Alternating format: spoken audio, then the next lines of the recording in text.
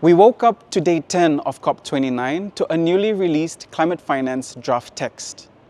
So we wanted to break down what was in the draft text to see where we are currently and where we need to be for COP29 to deliver on its climate finance commitments.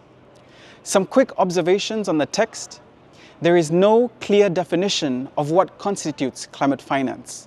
There is neither a definition of climate finance nor a negative list of what does not constitute as climate finance. This opens the door for the inclusion of questionable sources such as private sector initiatives, carbon credits and such that may not align with equity and climate action. So it's in the name, the new Collective Quantified Goal, but the text did not offer a figure or quantification. It does not specify financial targets, which undermines the urgency and ambition of the NCQG. To make matters worse, one of the sub-options has the audacity to mention a time frame that is beyond comprehension, the delivery of the goal by 2035. This is alarmingly distant and lacks immediate actionability. 2025 to 2035 should be the time frame, then reviewed and revised.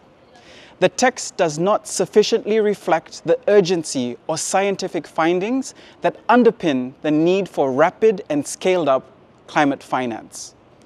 The text is divided into sections, some worse than others. Let me begin with context, then we'll go into goal formulation where I will focus. Ministerial option 1, the better option. The text contains an unspecified amount in the trillions annually from 2025 to 2035. Remember, still no figure, but separates this into provision, so public grant and high concessional money, and mobilization, which leverages this money for private investment. These two form the goal. Ministerial option 2, the worst option.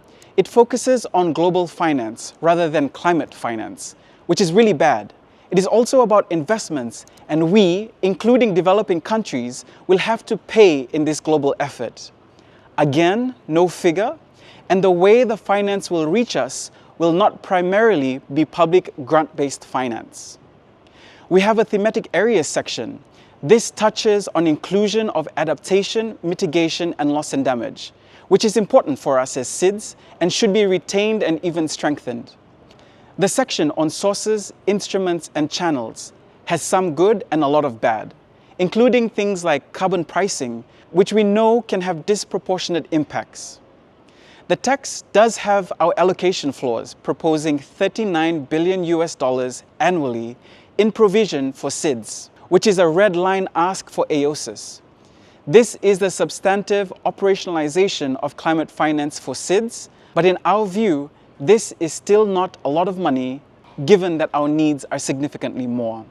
All that to say that the draft text still has a lot of tricks and traps, like the inclusion of domestic finance, which risks shifting burdens onto developing countries, contrary to the Paris Agreement's principles, and carbon market loopholes, which, firstly, is not climate finance, and secondly, is barely even mitigation.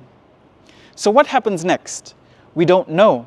It's a very unclear process and has reverted to bilateral consultations, so no negotiations and everything behind closed-door conversations.